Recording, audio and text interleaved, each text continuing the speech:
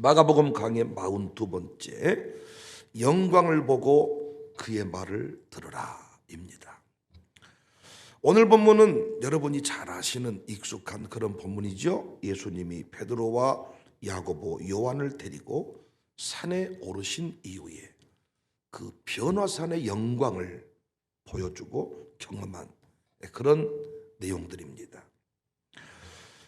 예수님께서 제자들을 데리고 산에 올라가셔서 놀라운 신적인 영광을 보여주었어요. 1절에 내가 진실로 너희에게 이르노니 여기 서 있는 사람 중에는 죽기 전에 하나님 나라가 권능으로 임하는 것을 볼 자들도 있느니라. 제자들을 두고 하신 말씀입니다. 예수님께서 뭔가 부족해서 변화를 경험해야 된다, 변화돼야 된다, 이 내용이 아니고요, 제자들을 변화시킬 목적으로 영광을 보여주신 것입니다. 누가복음에도 동일한 기록이 나오는데 예수님이 의도를 가지고 산에 오르셨음을 알 수가 있습니다.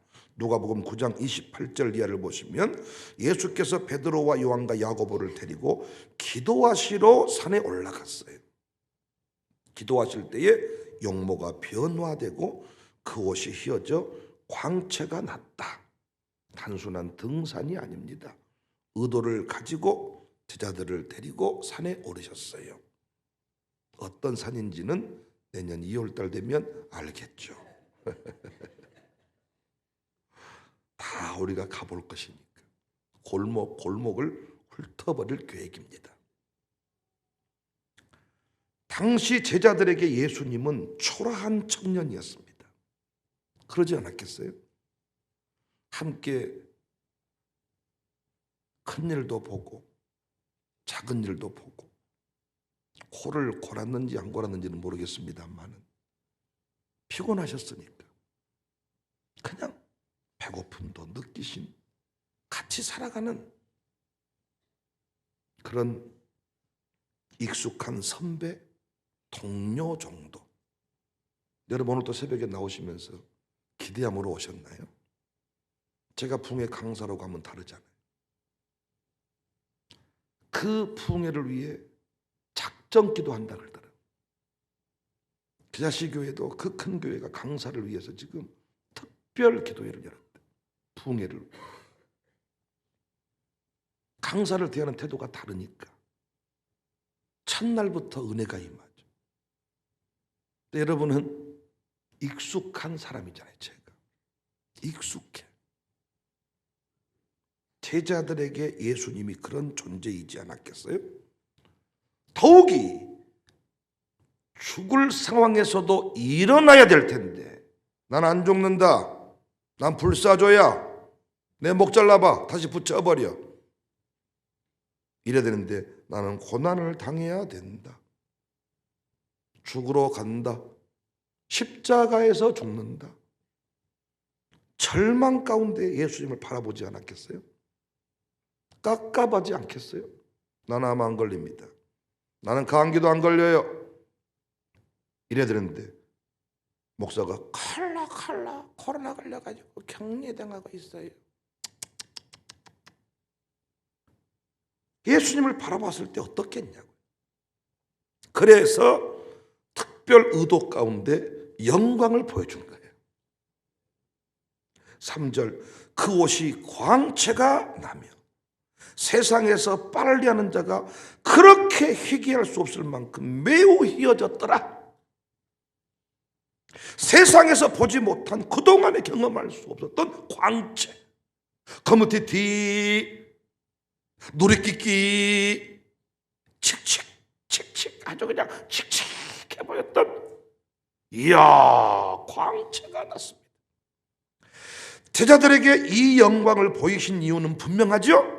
제발 내 말을 믿고 십자가의 길을 막아서지 마라. 궁극적으로 너희도 영광스럽게 십자가의 길을 걸어가라. 이런 의도였잖아요. 말을 안 들으니까 이 교회의 영광을 보여주는 거예요. 교회 무시하지 마라. 함부로 교회를 대적하다가 이상한 죽음 맞이한 사람들 있잖아요. 공식은 아닙니다.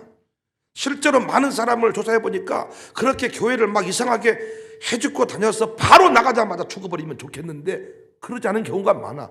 그러나 어떤 교회는 그걸 보여줄 때가 있어요. 협박용이 아니라 이제 내 말을 들어라. 복음성가에 하늘 영광 보여주며 날로라 하네. 할렐루야 찬송하며 죽게 갑니다. 역사 가운데서 이 하늘의 영광을 바라본 사람만이 영광의 길을 걸어갔어요. 하늘의 영광을 바라본 사람, 이 영광을 본 사람들이 순교했어요. 이 영광을 본 사람들이 오늘 또 새벽에 기도하는 거예요. 제자들도 하나님 나라가 권능으로 임하는 것을 목격했어요. 그런데 참 재밌는 게 이 영광의 순간에 제자들이 참 재밌습니다. 누가복음 9장 32절에 베드로와 및 함께 있는 자들이 깊이 졸다가 온전히 깨어나 예수의 영광과 및 함께 선 두 사람을 봤어요. 그러니까 뭐 대단한 것이 있겠냐, 졸았어. 또 기도하자고 했을까 몰라, 힘들어 죽겠구만. 졸다가 보니까 영광이 임한 거죠. 근데 그 영광 가운데 예수님만 서 계신 게 아니고 두 사람이 함께 서 있었지요. 두 사람이 누구예요? 오늘 보면 4절에 보니까 엘리야와 모세와 함께 그들에게 나타나 예수와 더불어 말해요. 예수님이 동네에서 함께 그냥 다니던 그냥 어떤 선배 정도, 그냥 뭐 같이 동료 정도, 그냥 찌질, 그냥 거무태티 누리끼기 이랬던 그냥 그 꾸중물이 흘렀던 그런 인생인데, 아니 그들에게 엘리야와 모세가 보통입니까? 모세는 율법을 대표하는 인물이고 엘리야는 애언을 대표하는 인물, 능력을 상징하는 모세와 엘리야. 그런데 그들과 예수님이 함께 서 있는 거야. 여러분이 저를 무시하고 사는데 제가 갑자기 초대형계 목사님들과 다 어떤 얘기를 하고 있고 세계 석학들이 제게 다 와가지고 이렇게 뭔가를 다 얘기하고 있으면, 오, 또 우리 목사님이 솔찬하시네, 상당하시네. 그들에게 이 모세와 엘리야와 함께 선 예수님이 솔찬했어요. 오, 또. 근데 이때 예수님을 바라보고 예수님을 따르겠습니다 해야 되는데 누구에게 집중을 합니까? 모세와 엘리야에게 집중을 하는 거예요. 모세를 바라보고 오, 엘리야, 오. 이때 7절, 마치 구름이 와서 그들을 덮으며 구름 속에 소리가 나되 니들이 보고 싶었던 모세다 엘리야다 이렇게 말하는 게 아니죠. 이는 내 사랑하는 아들이니 너희는 그 말을 들어라. 그리고 8절에 문득 둘러보니까 아무도 보이지 아니하고 오직 예수님과 자기들 뿐이었더라. 여기서 우리는 중요한 메시지를 놓치면 안 되죠. 우리 신앙생활 중에 반드시 신비한 체험들이 있습니다. 영광을 보여줍니다. 여러분 설교자에게도 영광이 있어요. 여러분 이렇게 제가 여러분과 함께 따로 만날 때와 이 강단에 서서 말씀을 전할 때, 또 제가 외부 교회 부흥에 가서 설교할 때, 강사로 설 때 영광이 다르죠. 이야, 내가 알았던 목사님인가, 내 남편인가, 내 아버지인가 싶을 때가 있어요. 영광이 있어요. 찬양 사역자들에게도요 영광이 임해요. 똑같은 집사님이 똑같은 청년인데 찬양 사역을 착 감당할 영광이 쫙. 그래서 옛날에 그 자꾸 찬양 사역자들이 사고를 많이 친 이유가 영광이 임해. 천사 같아. 정말 너무 멋져. 그 곁에서 뭔가 함께 서 있고 싶고 사인받고 싶고 그의 손을 만지고 싶고 영광이 임한다고요. 직분을 잘 감당해도 장로님에게 영광이 임해요. 그래서 그 장로님이 너무 멋져 보입니다. 권사님을 잘 감당해도 권사님 주신 영광이 있어요. 그런데 핵심은 그 영광에 있지 않고 예수님께 있고 말씀에 있지요. 사명에 있지요. 교회에서 신비한 체험을 주신 것은 하나님의 신적인 통치, 하나님의 위대하심을 드러내기 위함입니다. 처음부터 그분은 살아계셨고 처음부터 그분은 전능자이십니다. 굳이 우리에게 내가 전능자다 말할 필요가 없는데 하도 개무시하니까 보여주시는 거예요. 성령님이 우리 안에 거하시지만 공동체 가운데 나타나셔서 역사할 때가 많지요. 성령 하나님이 살아계심을 보여주는 거예요. 역사하심을 보여주는 거예요. 성령님이 살아있다. 그러니까 너 제발 내가 감동을 줄 때 믿으라는 거야. 믿으라는 거야. 무시해버리지 말고 흘러가버리지 말고 믿어라. 믿어라. 우리 교인들도 보니까 처음에는 제가 성령의 감동입니다. 다 순종하더라. 근데 이제는 감동입니다. 네 똥이다. 또 감동 왔냐? 나는 감동 안 왔다. 이렇게 흘러갈 때가 제가 거짓말한 것처럼 보입니까? 감동 안 받고 어떻게 하기 위해서 감동입니다 하세요 이렇게 성령님을 이용해서 제가 바쁘려는 것처럼 보입니까? 제가 한때는 여러분 머리통을 잡고 아들딸들 붙잡고 애엄기도 해준 적도 있어. 안 해 지금은. 안 들어. 제가 애부 부흥회 가서 기도하면 다 들어요. 여러분 안 듣습니다. 역사하심을 믿고 말씀을 믿어라. 올해는 제자들이 모세와 엘리야에게 집중하듯이 기적을 행하는 그 사람에게 집중을 해버리는 거예요. 어떤 사람이 기적을 일으키면 그 사람만 따라다녀 버려. 나도 성령의 능력으로 기적을 행하는 자가 되어야 되겠다가 아니라 그 사람을 따라가 버려. 성경 인물들 공부할 때도 동일한 실수를 범해요. 위대하다, 멋지다, 대단하다, 아브람, 오호 아브람. 그런데 아브람을 보여준 것은 너도 그 길을 걸어가라는 거예요. 제가 그래서 계속 강조하는 게 아브라함의 사명이 있고 이삭의 사명이 있으니까 아브라함의 사명 받은 사람은 아브라함처럼 행해라는 거야. 신앙 전수자의 사명, 교육자의 사명, 당신은 왜 감당 못하냐? 아브라함만 존경하지 말고 당신도 존경받을 일을 하라는 것이지요. 일곱 집사 스데반 순교 얘기 그만하고 당신도 순교하라는 것이지요. 성령 충만하면 순교할 수 있다. 우리도 순교를 두려워해버린 시대입니다. 내가 한 것이 아니죠. 내가 어떻게 죽습니까? 주님이 죽게 하시니까 영광스럽게 그 길을 갈 수가 있는 거예요. 나도 그 길을 걸어갈 수 있다. 하나님의 은혜가 임하고 성령님이 역사하면 가능하다. 나도 그 길을 가겠습니다. 갈 수 있습니다. 10의 1조 간증을 들었으면 나도 10의 1조 하겠습니다가 아니라 대단하시네요. 멋지시네요. 다시 말씀드리지만 모세도 사라지고 엘리야도 사라지고 신기한 광경도 사라지고 오직 예수님만 남았습니다. 체험이 필요하지만 체험은 수단에 불과합니다. 예수님을 붙잡아야 돼요. 예수님이 길이고 선한 목자 되심을 믿고 그분을 따를 때 영광의 주인공이 됩니다. 목사에게 임한 영광, 아브라함에게 임한 영광, 장로님에게 임한 영광, 아멘할 준비하세요. 우리 모두에게도 주실 것입니다. 부러워하지 말고 여러분도 그 길을 걸어가세요. 장로님들이 멋지거든. 여러분도 장로님 하세요. 원리대로 행하고 말씀대로 행하면 하나님께서 다 세우신다고 했잖아요.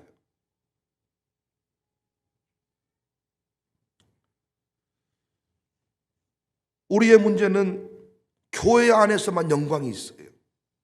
이 교회 안에서 영광을 주었다면 우리 삶의 여정 가운데서도 그분은 영광을 보여줄 겁니다.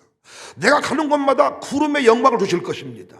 내가 가는 곳마다 천군 천사가 함께할 것입니다. 이 교회에서 함께하는 것을 보았다면 여러분의 삶 가운데서도 함께하시는 주님을 믿고 나아가야 되는데 교회에서의 모습과 가정에서의 모습과 직장에서의 모습이 다를 때가 많다는 거예요. 여기서는 믿음인데 집에 돌아가면 믿음이 아니니까 자식 구원 못하는 거예요. 어제 심진산 목사님의 설교가 도전이 되었어요. 독일에서 왜 이곳까지 왔을까? 저는 두 가지 은혜를 받았는데 제가 주일 성수 가르치면서 안식에 관하여 얼마나 여러분에게 많이 가르쳤습니까? 그 안식하시니라가 아무것도 안 하고 놀고 먹었다는 게 아니다. 샤바트 그 최초의 안식이라는 단어. 그리고 필그림 마을 호텔. 당신들 잘하고 있다. 독일에서 보내서 우리를 위로하고 가시는 것 같다. 어제 도전이 되었던 게 뭐냐? 안식의 역사는 우리 안에만 머물러서는 안 되고 내가 안식하고 있음을 주변의 모든 사람이 느껴야 된다. 내가 잔치집을 살면 말을 하지 않아도 그 사람이 느낀다. 어떤 양육사는 자기 가정교회 식구가 새벽 기도에 안 나온다고, 어떤 12월 종금을 안 한다고 성질을 내면서 그것이 집사입니까? 잡사하지 마, 이렇게 불평하는 사람이 있는데, 여러분 그러시면 안 돼. 왜? 오늘 예수님도 제자들을 데리고 가서 뭐 했어요? 영광을 보여준 거예요. 여러분 가정교회 식구들이 아직 새벽 기도를 익숙하게 나오지 않는 것은 당신이 보았을 때 새벽 기도가 아직 기쁨이 아닌 거야. 여러분이 말하지 않아도 느껴지는 바가 있다니까. 진짜 행복한 사람은 행복하다 말 안 해. 진짜 남편이 잘해주는 집 부인은 남편 자랑 안 해. 할렐루야. 그런데 괜히 내 남편이 계속 기저귀 빨아주고 옛날에 뭐 해주고 그 얘기를 지금 한 30년 전에 얘기를 뜬금없이 하는 사람이 있다 그랬잖아요. 어떤 사람? 얻어맞고 산 사람이요. 밖에 나와서 쫄기 싫으니까 그냥 남편 잘해줘, 청소기 해준다고 빨래. 진짜 남편 사랑받고 산 사람은 빨래 해준다고 막 그런 말 안 해. 말 안 하는데 느껴 우리가. 당신은 참 행복해 보인다. 어떤 남편은 지가 말해. 내가 잘해줘. 내가 얼마나 잘해. 너 같은 남편이 어디서 세뇌를 시킨 남편들이 있어. 말한다고 해서 알고 안 한다고 해서 모릅니까? 아니다. 안식은 하나님과의 깊은 관계, 잔치집의 영성, 하나님 행하신 일로 인하여 기뻐하는 그 상태를 가정교회 식구가 느끼는 거죠. 그래서 주일 성수신앙을 아무리 율법적으로 가르쳐도 우리 애들이 주일날 나가버릴 수가 있다는 거예요. 교회가 재밌고 주 안에 예배하는 것이 기쁨이고 감동이 될 때 그 애들은 세상에 나가지 아니하고 예배당에 머무를 것인데, 느끼게 하지 않으니까, 흘러가게 하지 않으니까 그들이 이 자리에 나오지 않는 거예요. 그러니까 몇 번 말을 해서 안 먹는 사람이 있고 말해도 안 되는 사람이, 그 사람 어떻게? 예수님처럼 피어나사의 영광을 보여주는 거예요.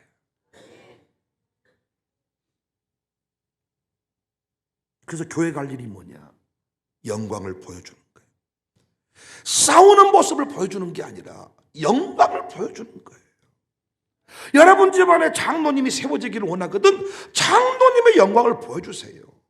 아버지가 장로님 된 이후부터 집안에서 온갖 근심과 원망을 쏟아내는 모습을 보여준 이상 장로님 할 사람 없습니다. 장로님의 영광을 보여주는 거예요. 여러분 엘리사가 엘리야의 갑절의 영감을 구했던 그 부분에 우리는 주목할 필요가 있어요. 엘리야가 영광스럽게 쓰임받는 모습을 보니까 엘리사가 갑절의 영감을 줬어요. 나도 엘리야처럼 살기를 원합니다. 스승님처럼 살기를 원합니다. 나는 스승님처럼 살지 않을 거예요. 반면 교사로 삼는 게 아니라 제가 할 일은 뭡니까? 설교자의 영광을 보여주어서 설교자가 세워지게 하는 것이지요. 우리 교회 수많은 사람들이 우리 목사님 같은 설교자가 돼야 되겠다, 영광을 보여주는 것입니다. 영광을 보고 그의 말을 믿어라. 저는요 예전에 시대의 별이 되자라는 제목으로 설교한 적이 있잖아요. 스승은 누구냐? 시대의 별이다. 누가 스승이냐? 어둠을 밝히는 자다. 그런 관점에서 신자는 다 스승이다. 그런데 빛을 잃어버린 스승이 있다 그랬죠. 빛나지 않는 별이 있다 그랬죠. 그 대표적인 모델이 엘리 제사장입니다. 어두워졌지요?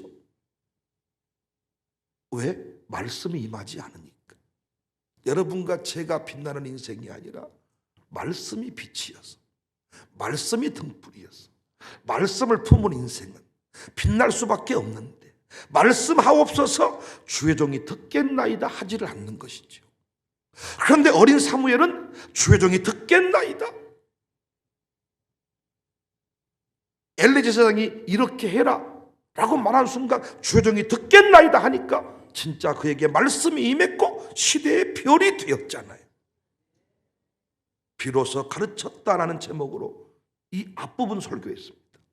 제자들에게 십자가의 길을 말했더니 흥분하며 따져 물은 거예요. 왜 죽어요? 자신의 생각으로 살지 말고 그의 말을 들어라. 내 사랑하는 아들이다. 언제 영광이 임하냐?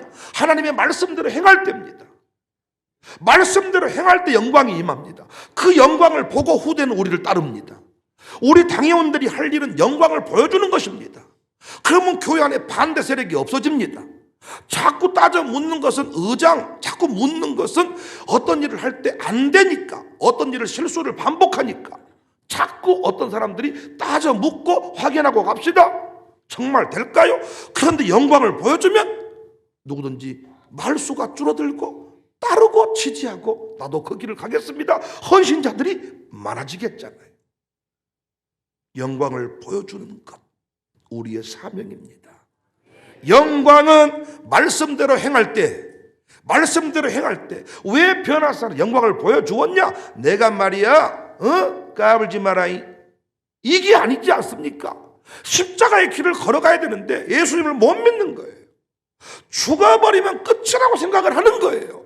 하늘의 영광을 보여주면서 하나님의 아들이야, 하나님의 계획 속에, 모세와 엘리야의 그 위대한 경륜 속에, 이게 내가 뚝딱 떨어지는 괴물이 아니라 이 구속 경륜 속에서 이루어지는 일임을 그에게 새겨주는 것이지요. 내 말을 들어라. 십자가의 길을 걸어가라. 사랑하는 성도님들, 여러분에게 어떤 명령을 주셨습니까? 방주를 지으라고 하시던가요? 아니면 여기 있는 백목사를 정말 지극정성으로 섬기라고 하던가요?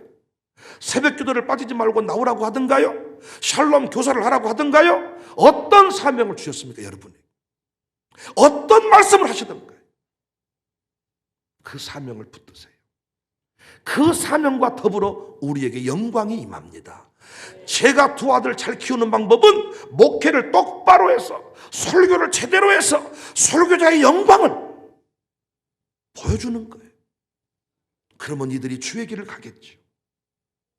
감사하게 제 두 아들이 점점 저한테 얘기를 하는 것 보면요, 점점 지가 알아서 다 고백을 하기 시작하더라고요. 점점 내가 목사를 하면 어쩔까요? 그렇게 되면 안 될 텐데요. 해야 되는 것이 아닐까요? 점점 샬롬 교장을 제가 해야 되는 것이 아닐까요? 샬롬 스쿨을 우리뿐만 아니라 전 세계에 세워야 되는 것이 아닐까요? 서서히, 나 이러면 안 되는데요. 서서히.